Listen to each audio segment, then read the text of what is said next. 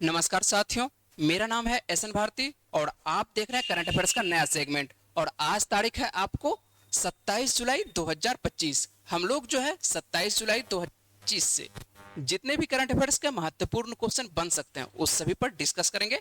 PDF आप हमारे Telegram channel से डाउनलोड कर सकते हैं, जिसका लिंक मैंने इस वीडियो के डिस्क्रिप्शन बॉक्स में दे दिया है।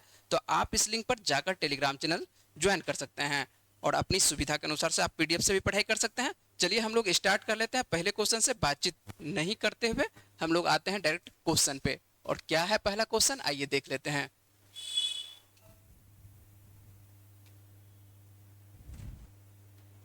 और पहला क्वेश्चन आप लोगों को देखिए, प्रमुख ये दिवस है। और क्या है दिवस, तो ये दिवस है आपको कारगिल विजय दिवस। कौन सा दिवस है, तो कारगिल विजय दिवस जो है प्रतिवर्ष कब मनाया जाता है, तो कारगिल विजय दिवस जो है प्रतिवर्ष आपको 26 जुलाई को मनाया जाता है। हाल ही में जो है आपको कारगिल विजय दिवस मनाया गया है। तो कितने तारीख को, तो 26 जुलाई को, याद रखिएगा 26 जुलाई को, है ना। और इस वर्ष जो है आपको 2025 में जो है कारगिल विजय दिवस की 26वीं वर्षगांठ मनाई गई है। तो ये नंबर भी आपको याद रखना है कि 26वीं वर्षगांठ 2025 में इस वर्ष मनाई गई है। क्यों मनाई जाती है कारगिल विजय दिवस, तो कारगिल विजय दिवस आप लोगों को जानकारी होनी चाहिए कि 26 जुलाई 1999 को भारतीय सेना ने जो है लद्दाख में कारगिल की बर्फीली चोटियों पर लगभग 3 महीने तक क्या किए थे, 3 महीने तक लगातार युद्ध चला था। किस देशों के खिलाफ, तो आपको सीधी सी बात है, जो भारत के साथ जो है युद्ध किया था कौन, पाकिस्तान किया था।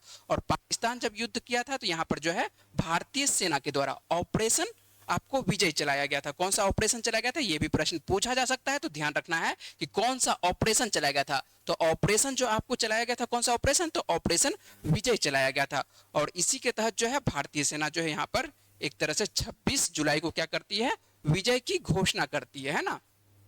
तो भारतीय सेना के द्वारा 26 जुलाई 1999 को विजय की घोषणा की जाती है। और इसी वजह से जो है इसकी याद में हम लोग कारगिल विजय दिवस मनाते हैं। प्रतिवर्ष कितने तारीख को, 26 जुलाई को मनाया जाता है। याद रहेगा, उम्मीद है कि आप लोग को याद रहेगा, है ना। चलिए, तो ध्यान रखिएगा कि कारगिल विजय दिवस कितने तारीख को मनाया जाता है, तो ये पूरे देश में मनाया जाता है, 26 जुलाई को मनाया जाता है। चलते हैं हम लोग अगले प्रश्न पर बात कर लेते हैं कि अगला क्या प्रश्न है। चलिए देख लेते हैं। अगला प्रश्न आप लोगों को जो है बिहार से संदर्भित है ना।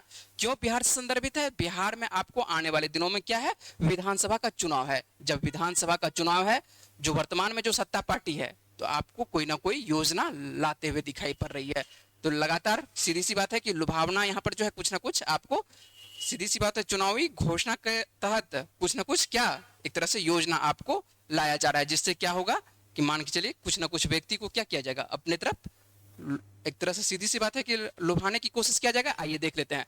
हाल ही में किस राज्य सरकार ने सेवानिवृत्त पत्रकारों की मासिक पेंशन वृद्धि की है, तो किस राज्य के द्वारा, बिहार के द्वारा। तो ध्यान रखना है सीधा कि आपको पूछा जा सकता है प्रश्न, क्या पूछा जा सकता है कि हाल ही में किस राज्य सरकार ने सेवानिवृत्त, किसके बारे में बात कर रहे हैं, तो यहाँ पर पत्रकारों के बारे में बात कर रहे हैं कि पत्रकारों की मासिक पेंशन जो है वृद्धि की है। तो किस राज्य के द्वारा, तो यहाँ पर वृद्धि किया गया है बिहार के द्वारा।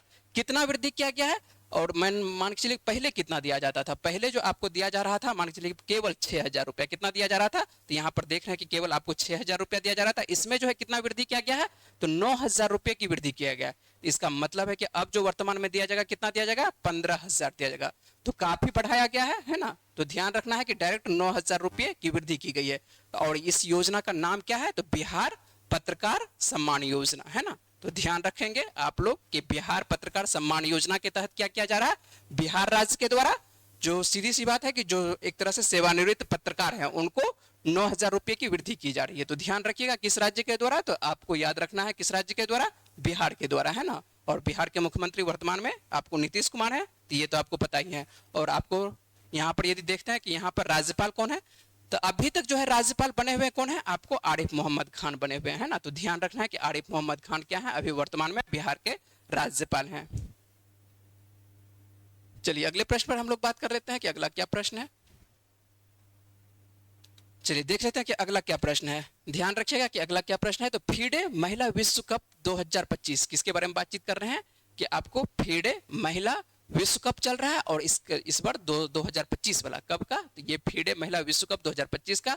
और इसमें पूछा जा रहा है कि फाइनल में पहुंचने वाली पहली भारतीय महिला कौन बनी है? तो पहली भारतीय महिला जो बनी है कौन बनी है? दिव्या देशमुख बनी है। तो आपको ध्यान रखना है। और यही प्रश्न जो है आपको मुख्य पृष्ठ पे था, जो मुख्य पृष्ठ पर आप जो तस्वीर देख रहे थे, आप दिव्या देशमुख का ही तस्वीर देख रहे थे, है ना। और दिव्या देशमुख कह सकते हैं कि सीधी सी बात है, यहाँ पर है आपको क्वेश्चन क्या है, यहाँ पर ध्यान रखना है कि पहली भारतीय महिला बनी है। जब पहली भारतीय महिला बनी है किस चीज में? तो आपको फीडे महिला विश्व कप 2025 में फाइनल में पहुंचने वाली। तो ध्यान रखना है कि दिव्या देशमुख, किसके बारे में बातचीत कर रहे हैं? तो ये आपको दिव्या देशमुख के बारे में बातचीत कर रहे हैं। तो दिव्या देशमुख जो आपको दिखाई पड़ रही है, ये आपको किस में पहुंच रही है? फीडे महिला विश्व कप 2025 के फाइनल में पहुंच रही है। इसके साथ साथ जो है आपको कोनोरे हम्पी, ये भी प्रश्न आपको करवा चुके हैं कि कोनोरे हम्पी जो है पहले तो सेमीफाइनल में पहुंचती है, उसके बाद जो है ये भी फाइनल पहुंच चुकी है, ठीक है। तो आपको कोनोरे हम्पी, आपको जो दोनों पहुंची है भारतीय ही पहुंची है, एक तो कोनोरे हम्पी पहुंची है और दूसरा कौन पहुंची है? तो दिव्या देशमुख पहुंची है। और इन्हीं दोनों के बीच में क्या होगा? एक तरह से फाइनल का क्या होगा? मैच का एक तरह से कह सकते हैं फाइनल शतरंज होगा, है ना। ये शतरंज में मान चलिए कौन सा विजेता बनेगी? तो भारतीय ही विजेता बनेगी। सीधे टक्कर होगा किन के बीच में? तो आपको जो आपको दिखाई पड़ रहा है किन के बीच में सीधे से आपको मुकाबला हो देखने को मिल रहा है। तो आपको कोनोरे हम्पी के बीच में और किसके बीच में? दिव्या देशमुख। इन्हीं दोनों के बीच में क्या होने वाला है? मुकाबला होने वाला है। जो भी मान के चलिए विजेता बनेगी, कोई बात नहीं, विजेता जो भी बने, देख लेते हैं हम लोग दोनों को तस्वीर, दोनों को यहाँ पर देखते हैं। ये जो आपको दिखाई पड़ रही है, ये क्या दिखाई पड़ रही है? ये जो आपको प्रमुख दिखाई पड़ रहे हैं, ये क्या है? कोनोरे हम्पी, है ना। ये मान चले कि एक तरह से बहुत पहले से खेल रही हैं और कह सकते हैं कि धीरे इनको क्या है, एक तरह से यहाँ पर जो है एक्सपीरियंस है। और ये जो आपको दिखाई पड़ रहे हैं, ये कौन सी है? ये दिव्या देशमुख है। और दिव्या देशमुख जो है एक तरह से कह सकते हैं कि युवा है, 19 वर्ष की मात्र है। तो आपको यहाँ पर युवा दिखाई पड़ रही है, ये दिव्या देशमुख है और ये कौन है? कोनोरे हम्पी। इन्हीं दोनों के बीचों में मुकाबला होने वाला है। जो भी मान के चलिए कि जीते, तो आपको सीधी सी बात है, जो भी जीतेगी तो जीतेगी कौन? भारतीय ही जीतेगी। या तो कोनोरे हम्पी जीते या आप दिव्या देशमुख जीते। जो भी जीते फाइनल हम लोग देखेंगे कि यदि फाइनल जो भी होगा, जो भी मान के चलिए विजेता बनती है, तो उनके बारे में आपको तो फिर से मान के चलिए करंट अफेयर्स में करवाएंगे ही, है ना।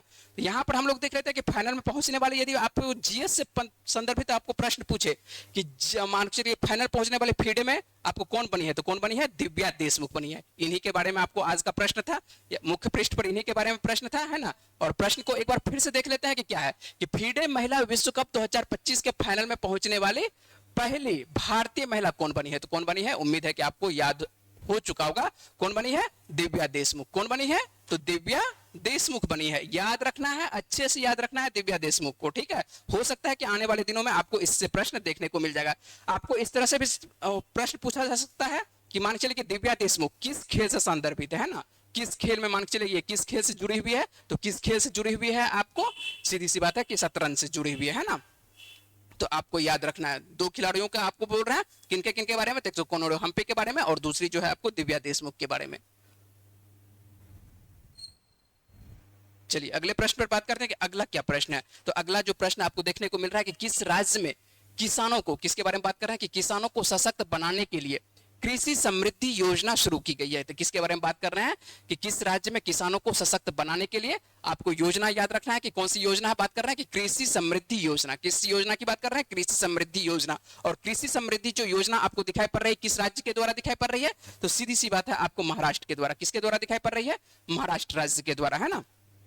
और महाराष्ट्र के राज्य के द्वारा सब सीधी सी बात है कि किसानों को एक तरह से क्या किया जाएगा? किसानों की आय को बढ़ावा देने के लिए कह सकते हैं कि ये एक तरह से पहल लाया गया। कौन सा पहल? कृषि समृद्धि योजना। और इसका उद्देश्य जो है, एक नई योजना की घोषणा जो की गई है। क्या उद्देश्य है? कि उद्देश्य सीधी सी बात है कि यहाँ पर यदि किसी भी प्रकार की कोई भी आपदा आ जाती है, उससे क्या किया जाएगा? किसानों को राहत देने की बात की जाएगी। और इसके लिए जो है एक तरह से रखा गया है 5 वर्षों में जो है एक तरह से सरकार जो खर्च करने की योजना रखी गई, कितना? तो 25,000 करोड़, है ना। 25,000 करोड़ जो है इस तरह से खर्च करने की योजना रखी गई है कि अगले 5 वर्षों में कृषि विभाग के द्वारा जो है 25,000 करोड़ की खर्च करने की योजना है ना। यदि आपदा सब आ जाती है तो इस तरह से जो है एक तरह से सीधी सी बात है कि यहाँ पर जो है किसानों को क्या किया जाएगा?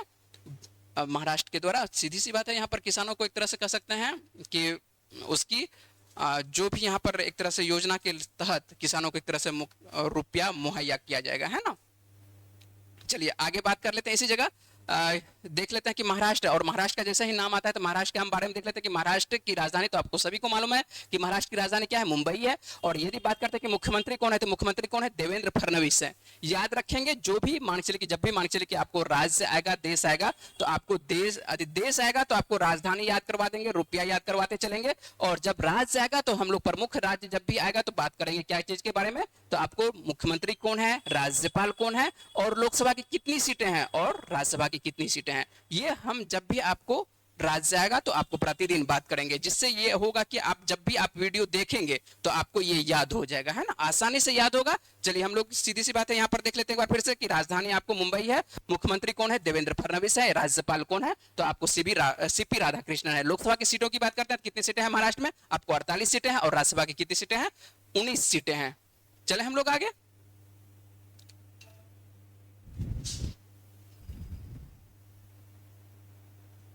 चलिए पांचवा क्वेश्चन हम लोग देख लेते हैं कि पांचवा नंबर का क्वेश्चन क्या है, तो भारतीय बीमा नियामक, है ना, भारतीय बीमा नियामक एवं विकास प्राधिकरण का अध्यक्ष किसे नियुक्त किया गया है। तो ये भी प्रश्न पूछा जा सकता है इस तरह के कि मान चलिए कि भारतीय बीमा नियामक विकास प्राधिकरण, जिसको कि इरडा के रूप में हम लोग जानते हैं, इसका अध्यक्ष किसे नियुक्त किया गया है, तो अध्यक्ष जो है किसको नियुक्त किया गया है, अजय सेठ को नियुक्त किया गया। अजय सेठ जो आपको दिखाई पड़ता है, ये जो आपको दिखाई पड़ता है सरकार के पूर्व आपको वित्त वो आर्थिक मामलों के ये सचिव रह चुके हैं, और इन्हीं को क्या, अजय सेठ को क्या, इन्हीं को जो है आपको भारतीय बीमा नियामक विकास प्राधिकरण का अध्यक्ष नियुक्त किया गया है। तो सीधी सी बात है, आपको ध्यान रखना है कि इरडा के नए अध्यक्ष किसे बनाया गया है, तो आपको अजय सेठ को बनाया गया है। याद रहेगा कि इरडा के जो नए अध्यक्ष बनाया गया है किसे बनाया गया है, तो आपको अजय सेठ को बनाया गया है ना।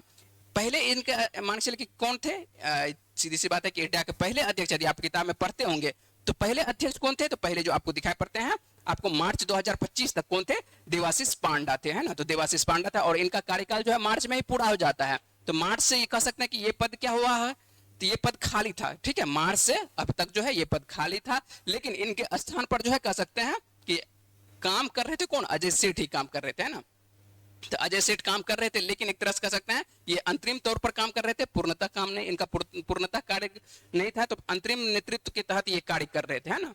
लेकिन अब जो है इनका पूर्णतः कार्यकाल बना दिया गया, किनका, अजय सेठ का ही बना दिया गया। तो आपको ध्यान रखना है कि भारतीय बीमा नियामक एवं विकास प्राधिकरण, किसके बारे में बात कर रहे हैं, कि भारतीय बीमा नियामक एवं विकास प्राधिकरण, इसका जो अध्यक्ष नियुक्त किया गया है, किसको नियुक्त किया गया है, तो आपको अजय सेठ को नियुक्त किया गया है। उम्मीद है कि आपको याद रहेगा। और ये जो आप तस्वीर देख रहे हैं यही अजय सेठ है, जिनको कि इरडा के अध्यक्ष नियुक्त किया गया। ये जो आप तस्वीर देख रहे हैं यही अजय सेठ है ना।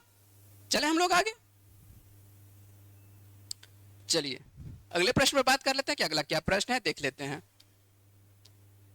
अगला जो आपको प्रश्न दिखाई पड़ता है, संयुक्त राष्ट्र ग्लोबल कॉम्पैक्ट नेटवर्क इंडिया, है ना, क्या नाम है, तो संयुक्त राष्ट्र ग्लोबल कॉम्पैक्ट नेटवर्क इंडिया के अध्यक्ष किसे नियुक्त किया गया। यहां पर भी आपको अध्यक्ष नियुक्त किया करते हुए दिखाई पड़ रहा है, किसका अध्यक्ष, तो आपको नियुक्त किया जा रहा है संयुक्त राष्ट्र ग्लोबल कॉम्पैक्ट नेटवर्क इंडिया का। और इसका अध्यक्ष किसे नियुक्त किया गया है, इसका अध्यक्ष जो आपको नियुक्त किया गया है वैशाली निगम सिन्हा को नियुक्त किया गया। किसको नियुक्त किया गया है, वैशाली निगम सिन्हा। ये जो आप तस्वीर देख रहे हैं यही है वैशाली निगम सिन्हा, और इन्हीं को जो है आपको नियुक्त किया गया है संयुक्त राष्ट्र ग्लोबल कॉम्पैक्ट नेटवर्क इंडिया का क्या, अध्यक्ष नियुक्त किया गया है। तो आपको ध्यान रखना है, दो अध्यक्ष आज आपको दे रहे हैं, एक तो इरडा का अध्यक्ष दे रहे हैं, और दूसरा जो अध्यक्ष दे रहे हैं कौन सा, आपको संयुक्त राष्ट्र ग्लोबल कॉम्पैक्ट नेटवर्क इंडिया का। तो इसको नियुक्त किया गया किनको, वैशाली निगम सिन्हा को नियुक्त किया गया। ये जो आप तस्वीर देख रहे हैं ये वैशाली निगम सिन्हा का है, और इन्हीं को नियुक्त किया गया, ठीक है। तो ये ध्यान रखेंगे। यदि आप बात करते हैं, यहां पर थोड़ा सा बात कर लेते हैं, एक नाम क्या बोले, चलिए तो यहां पर ध्यान रखना है। यदि आप टेलीग्राम पर यदि बात करते हैं कि टेलीग्राम पर ये प्रश्न आपको कहां पर मिलेगा, पीडीएफ कहां पर मिलने की संभावना है, तो है ना। और जो पुराने विद्यार्थी हैं उनको तो पता रहता है कि टेलीग्राम पर कहां पर मिलेगा। टेलीग्राम पर आप सर्च कर सकते हैं, ये जो नाम आपको दिखाई पड़ रहा है ये नाम आप सर्च करेंगे अपने टेलीग्राम में, और इसी नाम पर जो है आपको इस तरह का लोगो देखने को मिलेगा, ठीक है। तो यहाँ पर जो है सानवी जीएस सेंटर पटना, ये आपको टेलीग्राम है, और यहाँ पर जो है आपको पूरा पीडीएफ डाला गया है, ठीक है। पीडीएफ की यदि बात करते हैं तो पूरा पीडीएफ आपको 1 साल का पीडीएफ डाला गया है।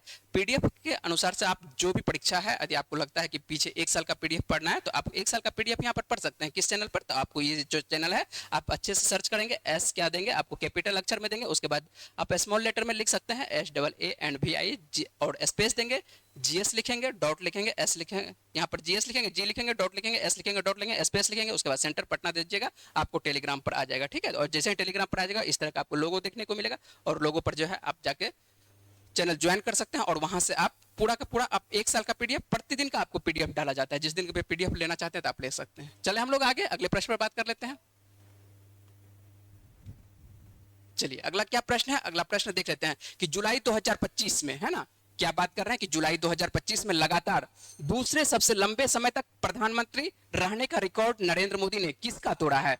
हाल ही में यदि कह सकते हैं कि जुलाई 2025 में जो है आपको नरेंद्र मोदी के द्वारा कह सकते हैं कि दूसरा सबसे लंबा लगातार एक तरह से प्रधानमंत्री का पद रहा है। तो ये किनका रिकॉर्ड तोड़े हैं, तो रिकॉर्ड तोड़े हैं ये किनका, इंदिरा गांधी का। किनका रिकॉर्ड तोड़े हैं, तो इंदिरा गांधी का रिकॉर्ड तोड़े हैं। तो ध्यान रखना है कि आपको नरेंद्र मोदी जो है किनका पीछा मान के सीधा से रिकॉर्ड तोड़े हैं, तो आपको इंदिरा गांधी का रिकॉर्ड तोड़े हैं। और नरेंद्र मोदी के द्वारा यदि कार्यकाल की बात करते हैं कि कितने दिन इनका लगातार कार्यकाल है, तो लगातार यदि कार्यकाल देखते हैं तो 4078 दिन हो चुका है। कितना, नरेंद्र मोदी का यदि कार्यकाल की बात करते हैं तो 4078 दिन हो चुका है नरेंद्र मोदी का कार्यकाल। और यदि बात करते हैं कि इंदिरा गांधी का कार्यकाल, तो इंदिरा गांधी का कार्यकाल जो आपको दिखाई पड़ता है 4077 दिन दिखाई पड़ता है। कितना दिन दिखाई पड़ता है, 4077 दिन दिखाई पड़ता है।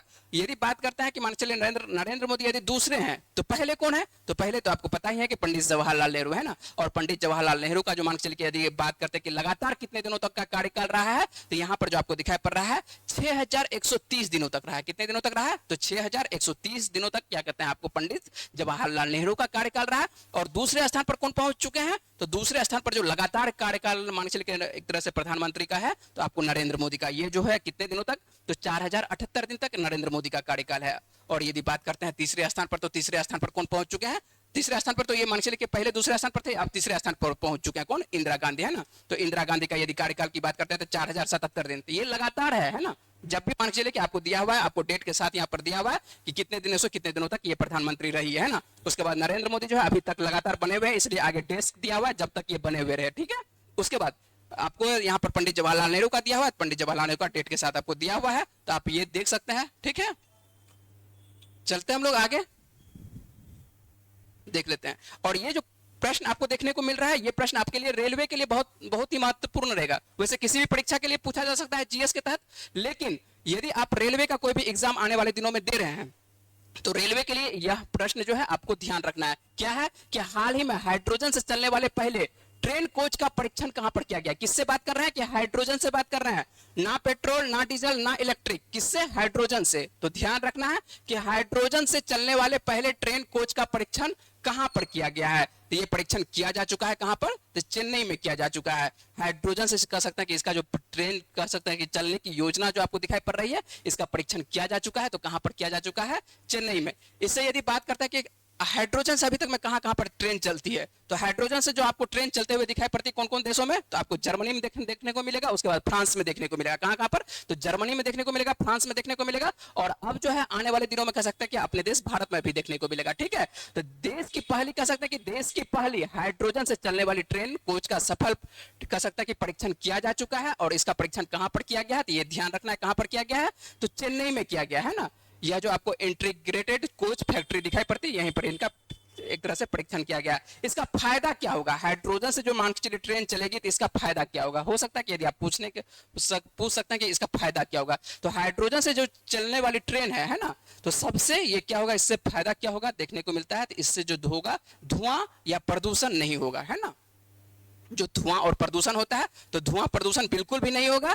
और उससे सिर्फ मान के चलिए कि निकलेगा क्या, एक तरह से उत्सर्जित पदार्थ में निकलेगा क्या, उत्सर्जित पदार्थ में निकलेगा पानी की भाप निकलेगा, है ना। यहाँ पर जो है क्या निकलेगा, वाष्प के रूप में जो आपको दिखाई पड़ेगा पानी का भाप निकलते हुए दिखाई पड़ेगा। तो पानी के भाप से कोई मान के चलिए नुकसान नहीं है ना। तो पर्यावरण को कोई नुकसान नहीं होगा, और ये किसी प्रकार की जहरीली गैसें नहीं होगी जिससे कि मान के चलिए कि वातावरण को कह सकते हैं किसी प्रकार नुकसान होगा। तो ये फायदा होगा, वातावरण के लिए फायदा होगा कि प्रदूषण नहीं होगा। तो ये ध्यान रखना है कि मान के चलिए यहाँ पर हाल ही में मान के चलिए कि किस देश, आपको देश भी पूछा जा सकता है, तो देश आपको ध्यान रखना है। तो भारत आपको 3 देश बता चुके हैं, कौन कौन सा देश, तो आपको जर्मनी, फ्रांस, और अब जो देखने को मिल रहा है कहां पर, अपने देश भारत में देखने को मिल रहा है। तो हाल ही में हाइड्रोजन से चलने वाले पहले ट्रेन कोच का कह सकते हैं कि परीक्षण कहां पर किया गया है, तो परीक्षण सीधी सी बात है, याद रखना है कहां पर, चेन्नई में किया गया है ना। देख लेते हैं ट्रेन भी, है ना। यदि आप ट्रेन चाहते हैं कि आपकी देखने की कि ट्रेन किस प्रकार हाइड्रोजन से चलने वाली ट्रेन रहेगी, तो इसी प्रकार के हाइड्रोजन से चलने वाली ट्रेन रहेगी। और आप यहाँ पर भी लिखा हुआ है, आपको हेडिंग लाइन में क्या लिखा हुआ है, इंडिया फर्स्ट हाइड्रोजन ट्रेन लिखा हुआ है ना। तो इस प्रकार की ट्रेन चलने वाली है आने दिनों में।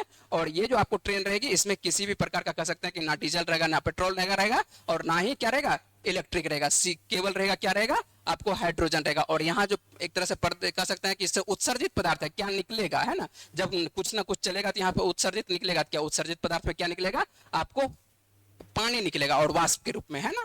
चले हम लोग आगे,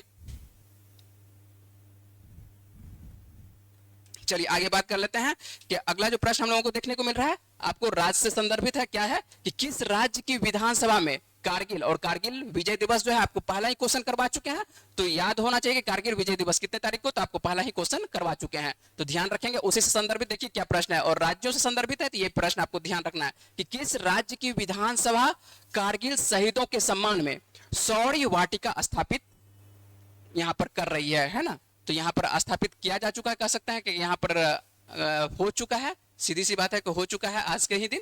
तो यहां पर आप देखिए कि किस राज्य की विधान सभा कारगिल शहीदों के सम्मान में शौर्य वाटिका स्थापित कर रही है, तो ये सीधी सी बात है कि किसके आपको किस राज्य का नाम लेना है, तो राजस्थान का, है ना। और इस बार आपको पता ही चुके कि मान चलिए 26वीं वर्षगांठ मनाई जा रही है और राजस्थान में जो है कारगिल शौर्य आपको क्या वाटिका का उद्घाटन किया गया है। क्या है ये, तो आपको ध्यान रखना है ये क्या है कि एक तो मान चलिए कहानी तो आपको पता है चुके कि मान चलिए 1999 में क्या होती है, भारत पाकिस्तान के बीच में युद्ध होती है, उसी के विजय आपको उत्सव में के तौर पर मान चलिए हम लोग मनाते हैं।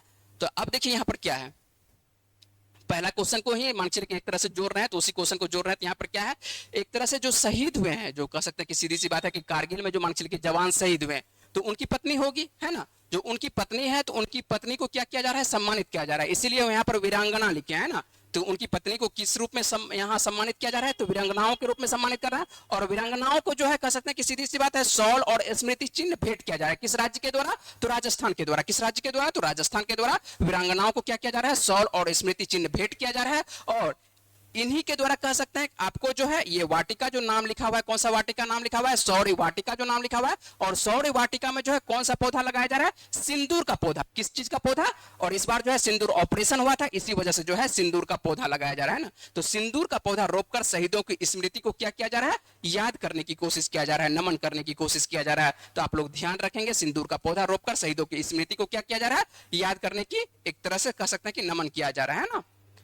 तो ये याद रखना है आपको। और जैसे ही नाम आता है राजस्थान का, तो आपको बता ही चुके हैं, जब राज्य का नाम आए तो राज्य के बारे में जल्दी से बात कर लेते हैं कि राज्य की जो राजधानी है, राजस्थान की जो आपको राजधानी देखने को मिल रही है, क्या देखने को मिल रही है, जयपुर। और मुख्यमंत्री जो है कौन है, भजन लाल शर्मा है। और यदि बात करते हैं कि राज्यपाल कौन है, तो राज्यपाल आपको जो राजस्थान के देखने को मिल रहे हैं कौन है, आपको हरिभाऊ किशन राव बागड़े देखने को मिल रहा है। लोकसभा की यदि सीटों की बात करते हैं कि लोकसभा की आपको राजस्थान में कितनी सीटें हैं, तो आपको 25 सीटें हैं। यदि बात करते हैं कि राज्यसभा की सीटों की, तो राज्यसभा में कितनी सीटें आपको देखने को मिल रही है, 10 सीटें देखने को मिल रही है।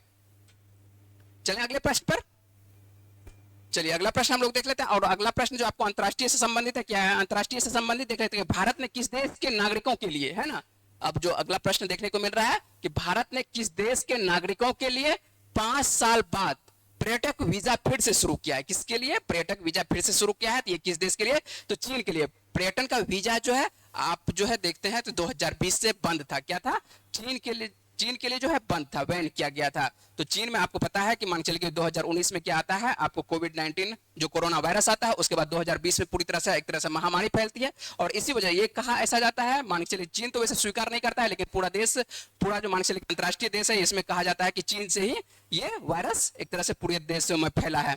और वो कहां से, वुहान से, चीन के वुहान शहर से। इसी वजह से जो है यहाँ पर जो है तो वो था एक, और गलवान घाटी के बारे में आप लोग पढ़े होंगे, ठीक है, कि गलवान घाटी में भारत और क्या कहते हैं चीनी सेनाओं के बीच में क्या होती है, झड़प हो जाती है। इसी वजह से जो आपको देखने को दोनों देशों के बीच में जो तानातनी देखने को मिलता है, इसी वजह से यहाँ पर क्या है, चीनी नागरिकों के लिए जो है पर्यटक क्या कर दिया जाता है, बैन कर दिया जाता है। तो अब जो है फिर से स्टार्ट किया, ई वीजा को क्या किया गया है, फिर से स्टार्ट किया गया। 24 जुलाई 2025 से जो है फिर से ई वीजा को क्या कर दिया है, चीनी पर्यटकों के लिए ओपन कर दिया है। तो आपको याद रखना है कितने दिनों के बाद, तो आपको 5 साल के बाद। तो ये जो बैन था कब से था, तो आप भारत जो है 2020 से कह सकते हैं कि कोविड-19 के महामारी के कारण जो क्या करता है, आपको चीनी नागरिकों को जो है पर्यटक वीजा एक तरह से स्थगित कर दिया गया था, बैन कर दिया गया था वहां के नागरिकों को, है ना, नागरिकों को बैन कर दिया गया था। तो नागरिकों को जब बैन कर दिया गया था तो 5 साल से बंद था। तो अब जो है फिर से आपको सीधी सी बात है कि किसके द्वारा कह सकते हैं कि यहाँ पर आपको पर्यटन वीजा, जो आपको पर्यटक जो वीजा देखने को मिलता है, आपको चीन के लिए ओपन कर दिया गया है। तो अब जो है आपको जो है भारत में जो है आपको देखने को मिलेगा चीनी नागरिक भी एक तरह से घूमते हुए, कहीं पर भी जो मान चलिए जो भी पर्यटन स्थल है वहां पर आपको चीनी यात्री नहीं देखने को मिलेगा। और सभी देशों को यात्री देखने को मिलेगा, लेकिन चीनी यात्री आपको नहीं देखने को मिलता है। इसीलिए देखने को नहीं मिलता था क्योंकि यहाँ पर जो है पर्यटक वीजा क्या था, बैन था। किसके लिए? तो चीन के लिए। लेकिन अब क्या कर दिया गया, अब ओपन कर दिया गया। ध्यान रखेंगे, अब क्या कर दिया गया, ओपन कर दिया गया। तो ओपन जैसे ही कर दिया गया है तो अब इसको आप लोगों को याद रखना है ना। अब जैसे ही नाम आता है चीन का, तो चीन की राजधानी क्या है, तो चीन की राजधानी बीजिंग है। और राष्ट्रपति के बारे में बात करता है तो शी जिनपिंग है। क्या है, आपको राष्ट्रपति कौन है आपको चीन के, तो चीन के जो आपको राष्ट्रपति देखने को मिलते हैं शी जिनपिंग देखने को मिलते हैं। यदि मुद्रा की बात करते हैं तो मुद्रा जो यहाँ पर चलती है चीन में, कौन सी मुद्रा चलती है, रेन मिनबी चलती है। सही लिखे हैं, रेन मिनबी है ना, ध्यान रखेंगे। ये जो आपको रेन मिनबी लिखा हुआ है ये आधिकारिक मुद्रा है। क्या है, चीन की आधिकारिक मुद्रा है। पहले आप लोग युआन यदि पढ़ते होंगे तो दिमाग से आपको निकाल देना है युआन के बारे में, है ना। तो अब किसी दिन और आपको विशेष करके बात करेंगे कि युआन क्या होती है, रेनमिनबी क्या होती है। लेकिन अभी आप ध्यान रखेंगे रेनमिनबी क्या है, आधिकारिक मुद्रा है। चीन की आधिकारिक मुद्रा क्या है, तो चीन की आधिकारिक मुद्रा क्या है, रेनमिनबी है। ठीक है, उम्मीद है कि आप लोगों को जो है करंट अफेयर्स समझ में आ रहा होगा। यदि आप लोगों को करंट अफेयर्स समझ में आ रहा है तो जो प्रश्न आप लोगों से पूछते हैं उसका जवाब आप लोग देने की कोशिश करिएगा। चलिए हम लोग जल्दी से देख लेते हैं कि पिछले वीडियो में आप लोगों से क्या प्रश्न पूछे थे और उसका सही जवाब क्या होता है। ठीक है, चलिए ये प्रश्न आपको पिछले वीडियो में कल पूछे थे और इसका सही जवाब क्या है देख लेते हैं कि कौन सा भारतीय राज्य अपनी खनिज विरासत को बढ़ावा देने के लिए कह सकते हैं कि देश की पहली खनन पर्यटन परियोजना शुरू कर रहा है। पर्यटन से संदर्भित ये भी प्रश्न देख रहे हैं, पर्यटन से संदर्भित है। तो इसका सही आंसर क्या होगा, इसका सही आंसर आपको होगा झारखंड, है ना। तो इसका सही आंसर क्या होगा, झारखंड। और जो भी व्यक्ति आप अच्छे से वीडियो को वॉच कर रहे होंगे तो ये प्रश्न का जवाब उनको आता होगा। और जिन्होंने कमेंट बॉक्स में दिए हैं उन्हें बहुत बहुत धन्यवाद। बहुत से मान के आपको 2-3 आपको चैनल पर आपको ये करंट अफेयर्स मिल रहा है। 3 चैनल पर अभी लगातार 3 चैनल पर करंट अफेयर्स मिल रहा है। तो जिस भी चैनल पर आप देख रहे हैं करंट अफेयर्स, आप वहां पर इसका आंसर देने की कोशिश कीजिए। जैसे हम लोग आज पूछ लेते हैं कि आपसे कि आज का जो यदि वीडियो मान के चलिए कि जो जैसे बनाए हैं इसमें आप जो प्रश्न पूछते हैं, तो प्रश्न पूछते हैं जैसे कि आपको कल जो पढ़ाए हैं, तो कल यदि आप अच्छे से वीडियो देखे होंगे उससे ये प्रश्न पूछते हैं ना। जैसे कि आज जो पढ़ा है तो आज का जो प्रश्न है आपको कल इसी से 10 प्रश्न से आपको कोई ना कोई कल प्रश्न आपको देखने को मिलेगा।